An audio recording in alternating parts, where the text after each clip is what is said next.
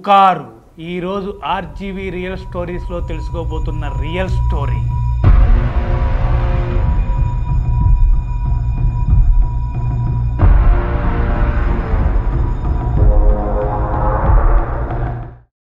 కొన్ని పుకార్లు వదంతులు ఎంత భయాన్ని సృష్టిస్తాయంటే ఆ రోజు రాత్రి నిద్రపోకుండా జాగారం చేసేంతలాగా.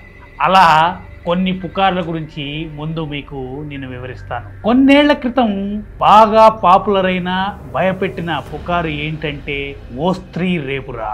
ఓ స్త్రీ రేపురా అనే పుకారు వింటే అందరినీ ఎంత భయాన్ని గురి చేసిందంటే ఈ పుకారు అందరి ఇళ్ల తలుపులపై ఓ స్త్రీ రేపురా అని రాసేలా అంత భయాన్ని సృష్టించింది ఈ పుకారు. అసలు ఆ పుకారు ఏంటి, ఆ పుకారు కథ ఏంటి నేను ఇప్పుడు మీకు చెప్తాను. ఓ స్త్రీ రేపురా అనే పుకారు ఏంటి, ఎందుకు వచ్చింది అంటే, ఎవరో ఒక ఆమె భిక్షగత్తె ఇంటికి వచ్చి భిక్షం అడుగుతుందట. ఆ భిక్షం వేసిన వెంటనే భిక్షం వేసిన వ్యక్తి చనిపోతాడని ఆ ఇంటికి ఆ భిక్షగత్తె రాకుండా ఇంటి మీద ఓ స్త్రీ రేపురా అని రాయండని పుకారు వచ్చింది. అంటే అందరూ ఆ పుకారు నమ్మేశారు. ఎక్కడ ఆ స్త్రీ వస్తుందో, మన ఇంటికి వచ్చి బిచ్చం అడుగుతుందో, మనం బిచ్చం వేస్తామేమో, మనం చచ్చిపోతామేమో అని అందరూ రాత్రి పడుకున్న తర్వాత ఇళ్ల తలుపులపై ఓ స్త్రీ రేపురా అని రాశారు. అది ఒక పుకారు. అయితే ఇంకొక పుకారు, అప్పుడే పుట్టిన బిడ్డ మాట్లాడతాడని, ఆ మాట్లాడిన రోజు ఎవరైనా ఇళ్లలో నిద్రపోకపోతే చనిపోతారని పుకారు వచ్చింది. దాంతో అందరూ ఇళ్లలో పెందలకడే నిద్రపోయారు. అలాగే కొంతమంది స్త్రీలకి ఒక పుకారు వ్యాపించింది. ఏంటంటే అందరూ రంగురంగుల గాజులు వేసుకోవాలని, అలాంటి గాజులు వేసుకోపోతే పెళ్లైన స్త్రీల భర్తలు చనిపోతారని ఒక పుకారు వ్యాపించింది. దాంతో గాజులకు డిమాండ్ బాగా పెరిగిపోయింది, గాజుల వ్యాపారం పెరిగిపోయింది. అలాగే మీ ఇంట్లో ఒకడే కొడుకుంటే ఆ కొడుకున్న కుటుంబంలో ఎవరో ఒకళ్ళు చనిపోతారని ఒక పుకారు వచ్చింది. ఆ పుకారు రావడంతో కొబ్బరికాయలకి డిమాండ్ పెరిగిపోయింది. అందరూ గుళ్ళకి వెళ్లి కొబ్బరికాయలు కొట్టడం స్టార్ట్ చేశారు. ఇలా ఎన్నో పుకార్లు వ్యాపించాయి ఆ రోజుల్లో. ఇంకో భయంకరమైన పుకారు వ్యాపించింది. అదేంటంటే బురకా వేసుకుని ఒక ఆడ స్త్రీ బస్సులో ప్రయాణం చేస్తుందని, ఆ ఆడ స్త్రీ బురకా తీయగానే ముఖమంతా ఒళ్ళంతా కళ్ళు కనిపిస్తాయని, ఆ స్త్రీని చూసిన వాళ్ళు వెంటనే చనిపోతారని, బస్సులో ప్రయాణం చేయకూడదని ఒక పుకారు వచ్చింది. అప్పుడు చాలా రోజుల వరకు, కొద్ది రోజుల వరకు ఎవరు బస్సులో ప్రయాణం చేయడానికి సాహసించలేదు. ఇవన్నీ పుకార్లు ఇలాగ ఉంటే మా ఊర్లో ఒక పుకారు దావలంలా వ్యాపించింది. ఏంటంటే అది రాత్రి 7 గంటల తర్వాత ఎవరు మేలుకోకూడదని, అందరూ పెందలకడే తలుపులు వేసుకొని నిద్రపోవాలని. ఎందుకంటే 7 గంటల తర్వాత 8 గంటలకి ఒక స్త్రీ వివస్త్రగా, అంటే బట్టలు లేకుండా ఊళ్ళో తిరుగుతుందని, ఆ స్త్రీ చూసిన వారు వెంటనే రక్తం కక్కుని చనిపోతారని పుకారు దావలాలా వ్యాపించింది. ఆ పుకారు ఎప్పుడైతే వచ్చిందో ఆ మరుసటి రోజు నుంచి మా ఊర్లో అందరూ 7 గంటల తర్వాత ఎవ్వరూ మేలుకోలేదు. అన్ని ఇళ్ల తలుపులు క్లోజ్ చేసే ఉన్నాయి. తలుపు తీసి బయటికి వచ్చి ఉచ్చ పోసుకోవడానికి కూడా భయపడ్డారు జనాలు. అలాంటి పుకారు మా ఊర్లో వ్యాపించింది. అలా ఒక రోజు కాదు, దాదాపు 15 రోజుల వరకు అలాగే జరిగింది. మా ఇంట్లో 7 గంటల తర్వాత ఎవరూ మేలుకోలేదు, మా వీధిలో ఎవరు 7 గంటల తర్వాత మేలుకోలేదు, కనీసం బజార్లో షాపులు కూడా లేవు. అలాంటి పుకారు అన్నమాట. అప్పుడు మా ఊరు చూస్తే ఎలా ఉంటుందో తెలుసా? కప్ప చీకట్లో అమావాస్య కమ్మేసిన రాత్రిలాగా మా ఊరు ఉందట. అలాంటి పుకారు వ్యాపించింది. అయితే 15 రోజుల తర్వాత మా ఊర్లో ఉన్న కొంతమంది పెద్దలు ఊరి పొలిమేరకు వెళితే అక్కడ ఒక దృశ్యాన్ని చూసి షాక్ అయ్యారు. ఏం చేయాలో అర్థం కాలేదు. వెంటనే మా ఊర్లో ఉన్న మంగయ్య సిద్ధాంతి గారి దగ్గరికి పరిగెత్తుకుంటూ వచ్చి ఆ విషయం చెప్పారు. మంగయ్య సిద్ధాంతి గారు ఒడివడిగా వేగంగా వెళ్ళి ఆ పొలిమేరులో ఉన్న దృశ్యం చూశారు. ఏముంది ఆ పొలిమేరులో, ఏం జరిగింది అనేది చూస్తే అక్కడ పెద్ద ముగ్గు వేసి 100 నిమ్మకాయలు కోసి ఆ ముగ్గులో పంది తలకాయ కోసి పందిని పడుకోబెట్టారు. పడుకోబెడితే అక్కడున్న జనాలంతా చూస్తున్నారు. చూస్తుంటే అందులో ఒక తుంటర కుర్రాడు కర్రతో ఆ పందిని ఇలా తోశాడు. తోసిన వెంటనే పంది ఎంతో వేగంగా, ఎంతో ఊపిరి తెచ్చుకొని పరిగెత్తుకుంటూ వెళ్ళిపోయిందట. అదేంటి చూడగానే అందరూ షాక్, భయంతో వెనక్కి వెళ్ళారట. వెనక్కి వెళ్ళేసరికి మంగయ్య సిద్ధాంతి గారు ఆ దృశ్యాన్ని చూసి షాక్ అయిపోయారట. ఏం జరుగుతుందిరా మన ఊళ్ళో అన్నారట. ఏమైంది అయ్య గారు అంటే, రే మన ఊర్లో ఎవడో చేతబడి చేసేవాడు ప్రవేశించాడు. ఇది చేతబడి ప్రయోగం. చనిపోయిన పంది పరిగెత్తుకుంటూ వెళ్ళిందంటే ఇది చాలా ప్రమాదకరమైన విషయం. మన ఊర్లో ఏదో తప్పు జరుగుతుంది, మన ఊరికి ఏదో కీడు జరుగుతుంది. అదే వాడే ఈ పుకారు సృష్టించాడని నాకు అనుమానంగా ఉంది అన్నారట. వెంటనే జనాల మొహాల్లో తెలియని భయం స్టార్ట్ అయింది. మరి ఏం చేద్దాం అయ్య గారు అనగానే, సరే వాడు చెప్పిన పుకారు నిజమైదేమో, నేను ధైర్యంగా ఈ రోజు రాత్రి మేల్కొని ఉంటాను, నాతో మీరంతా కొంతమంది మేల్కొని ఉంటారా, కాపలా కాస్తారా అని అడిగాడంట. అదేంటయ్య గారు మీరు కాపలా కాస్తానంటే, మీరు తోడుగా ఉంటే మేమెందుకు కాపలా కాయం, ఈ రోజు మేము మీతో పాటు కాపలా ఉంటాము అని 10 మంది పెద్దలు చెప్పారట. ఆ పెద్దలు చెప్పగానే ఇంకొక 20-30 మంది కుర్రోళ్ళు కర్రలు తీసుకుని రాత్రి కాపలా కాయటానికి రెడీగా ఊరంతా వేచి ఉన్నారట. రాత్రి 7 అయింది.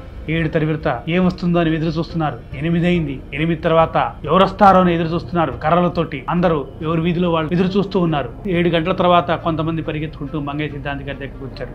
మా వీధిలో ఏం రాలేదండి. కొంతమంది 8 గంటల తర్వాత మా వీధిలో ఏం రాలేదని వచ్చారు. అప్పుడు దూరంగా పొలిమేర వైపు ఒక ఆకారం వెళ్తుంది. అందరూ ఆ ఆకారం వైపు చూసి, అయ్యా అయ్యగారు అటు చూడండి అన్నారట. అంటే అప్పుడు కనిపించింది ఆ ఆకారం. ఆ చీకటిలో ఒక రాక్షసిలాగా ఒళ్ళంతా పసుపు కుంకుమ చల్లుకుని, ఒంటి మీద నూలు పోగు లేకుండా చుట్టూ ఊరవేసుకుని ఒక ఆడ వ్యక్తి వెళ్తుంది. అందరూ భయపడి వెనక్కి వెళుతున్నారు. కానీ మంగయ్య సిద్ధాంతి గారే ఆ వెళుతున్న ఆకారం వైపు పరుగు తీశాడు. ఆ ఆకారాన్ని ఫాలో అవుతున్నాడు. ఎప్పుడైతే ఆయన అటు వెళ్ళాడో మిగతా వ్యక్తులు కూడా ధైర్యం చేసుకొని ఆయన వెనకే ఆ ఆకారం వైపు వెళ్ళారట. ఆ ఆకారం అలా అలా వెళుతుంది.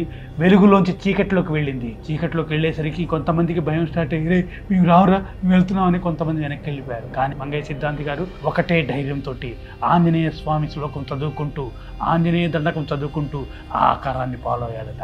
అలా వెళితే ఆ ఆకారం ఎక్కడైతే మార్నింగ్ పొలిమేరలో చూసిన దృశ్యం చూశారు కదా అందరూ, ఆ దృశ్యం ఆ ప్లేస్కి ఆ ఆకారం వెళ్ళి ఆగిందట. అప్పుడు ఎక్కడో సందులో ఉన్న ఒక మాంత్రికుడు వచ్చాడు. వచ్చి హోమం చేస్తూ హోమంలో మంట వేశాడు. అదంతా దూరంగా ఉన్న పెద్దలు గమనిస్తున్నారు. మంగయ్య సిద్ధాంతి గారు కూడా గమనిస్తూ ఉన్నారు. ఏం జరుగుతుంది అంటే, వాడు అలా ఆ హోమంలో నిప్పేసి ఆ అమ్మాయిని కూర్చో అన్నాడట.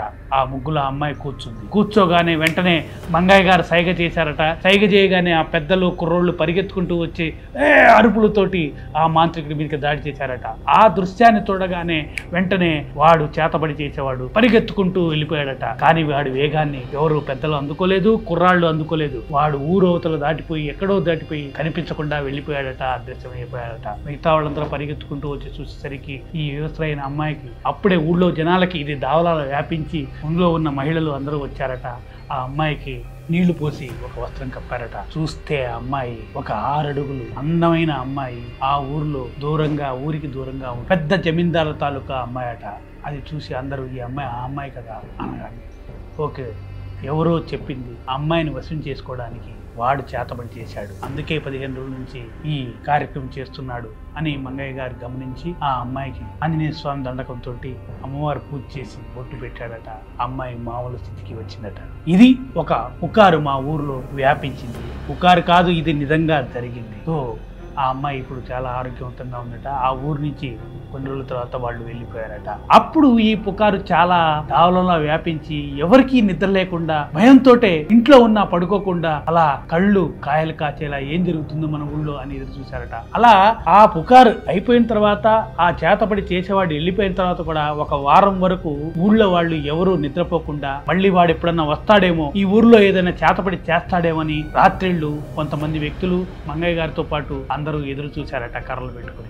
అలా వారం రోజులుగా 10 రోజులు చూశారట. ఆ తర్వాత ఆ చేతబడి చేసేవాడు ఊళ్ళోకి వచ్చింది లేదు. ఆ తర్వాత ఎటువంటి సంఘటనలు మా ఊళ్ళో జరిగింది లేదు. ఇదంతా జరిగింది. అసలు అంత అందమైన అమ్మాయి అంత అర్ధరాత్రి బట్టలు లేకుండా ఒక శక్తిలాగా ఎందుకు తిరుగుతుంది అని వాకపు చేస్తే ఆ అమ్మాయిని అడిగితే చెప్పిన విషయం ఏంటంటే, వాళ్ళ ఇంటికి ఎవరో ఒక వ్యక్తి రోజు వచ్చేవాడట, తనతో మాట్లాడేవాడట, తనను చూసేవాడట. ఎవరో మా ఇంట్లో వాళ్ళకి తెలిసిన వ్యక్తులే మాట్లాడుతూ ఉంటే ఒకరోజు వాళ్ళ ఇంటి ముందు ఒక నిమ్మకాయని వేసి వెళ్ళాడట. ఆ నిమ్మకాయని నేను పట్టుకున్నాను. ఆ నిమ్మకాయ తీసుకున్న వెంటనే నాకు తెలియకుండా ఏదో జరిగిపోయింది. నేను అతను ఏం చెప్తే అది వింటాం చేశాను. అతను ఏం చేశాడంటే, మీ ఇంటికి ఏదో శక్తి ఉంది, ఇంటికి కీడు జరుగుతుంది, ఒక మాంత్రికుడు ఆ కీడును తొలగిస్తాడు, నాతో రా అని మాయమాటలు చెప్పి నన్ను రాత్రిపూట ఆ మాంత్రికుడి దగ్గరికి తీసుకెళ్లాడట. ఆ మాంత్రికుడు ముగ్గులో కూర్చోబెట్టి ఏదో పూజ చేశాడట. ఆయన ఏం చేశాడో ఏంటో తెలియదు. అలా చేసిన దగ్గర నుంచి నేను ఇలా వెళ్తున్నానని చెప్పింది. అసలు జరిగిన విషయం ఏంటంటే వాడు ఆ అమ్మాయిని వశం చేసుకోవాలనుకున్నాడు. ఆ వశం చేసుకోవడానికే ఎవరో పక్క ఊరు నుంచి ఒక చేతబడి చేసే మాంత్రికుని తెప్పించి ఆ అమ్మాయి మీద చేతబడి ప్రయోగం చేయడానికి స్టార్ట్ చేశాడు. అది 11వ రోజు. ఆ రోజు కనుక మేము వాడు చేసే పూజని అడ్డుకోకపోతే ఆ అమ్మాయి వాడి వశమైపోయేది, ఆ అమ్మాయిని వాడు ఏమైనా చేయగలడు అని మంగయ్య సిద్ధాంతి గారు చెప్పిన విషయం ఇది. ఇలాంటి పుకారు ఆ రోజుల్లో మా ఊర్లో బాగా పాపులర్ అయింది. ఇది నేను చెప్పిన పుకారు అనే నిజమైన జరిగిన కథ. కొన్ని పుకార్లు నిజం ఉంటాయి, కొన్ని పుకార్లా వెళ్ళిపోతూ ఉంటాయి. కానీ ఇలాంటి సిచ్యువేషన్స్ మీ ఊర్లో కూడా మీకు కూడా జరిగే ఉంటాయి. జరిగితే మాకు మీ ఊర్లో జరిగిన ఇలాంటి పుకారు సంఘటన కానీ దెయ్యాలకు సంబంధించిన సంఘటన కానీ మాకు మా నక్షత్ర మీడియాకు పంపించండి. మీ కథని మేము ప్రజెంట్ చేస్తాం.